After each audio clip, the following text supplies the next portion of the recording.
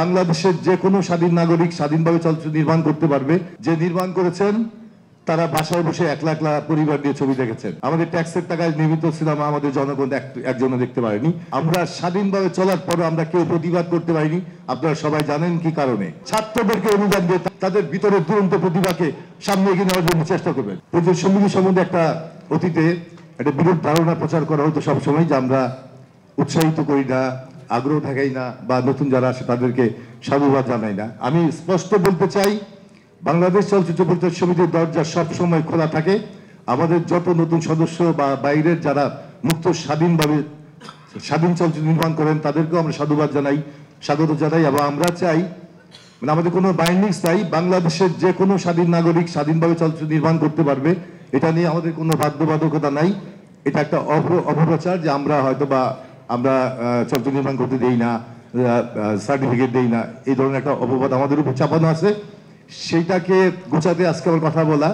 আর আমি বলবো যে আজকে অনেকে এখানে বলেছেন যে ছবি দেখা হচ্ছে অনুদানের ছবি, এই কথাগুলি উঠেছিল।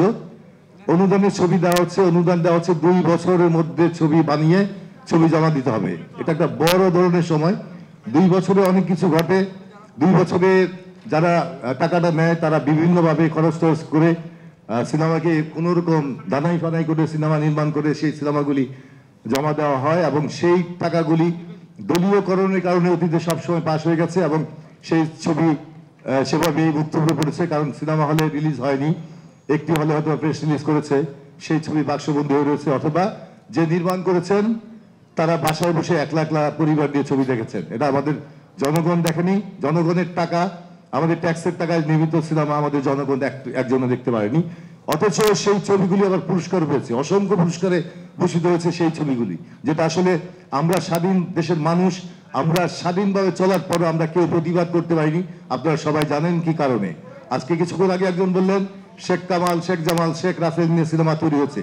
আমরা 16-17 বছরে কিন্তু সেই কথাগুলি প্রকাশ্যে বলতে পারিনি। আমাদের আজকের অর্জন, আমাদের এই ছাত্র সমাজের জন্য আজকের এই নতুন বাংলাদেশ অর্জন, যে আমরা একটি সম্মেলন কেন্দ্রে বসে, একটি সম্মেলনের মধ্যে বসে আমরা স্বাধীনভাবে সেই কথা বলতে পারছি। আমি সেলুট জানাই সেই ছাত্রদের যারা এই দেশের স্বাধীনতা অর্জন করেছেন, যারা জীবন দিয়েছেন, যারা বন্ধু হয়ে এখনো মানবতার জীবন যাপন করছেন, তাদের প্রতি সেলুট। এবং এই সমাবেশ থেকে আমি বলতে চাই, সম্মেলন থেকে বলতে চাই, যারা ছবি নির্মাণ করছেন, আজকে যে চলচ্চিত্র নির্মাণ করার স্বপ্ন নিয়ে স্বপ্নবাজরা এসছেন আজকে ছাত্ররা, আমি বলবো আজকে আমাদের সাংস্কৃতিক উপদেষ্টা মহোদয় আছেন, তার প্রতি আমার উদাত্ত আহ্বান থাকবে, আবেদন থাকবে।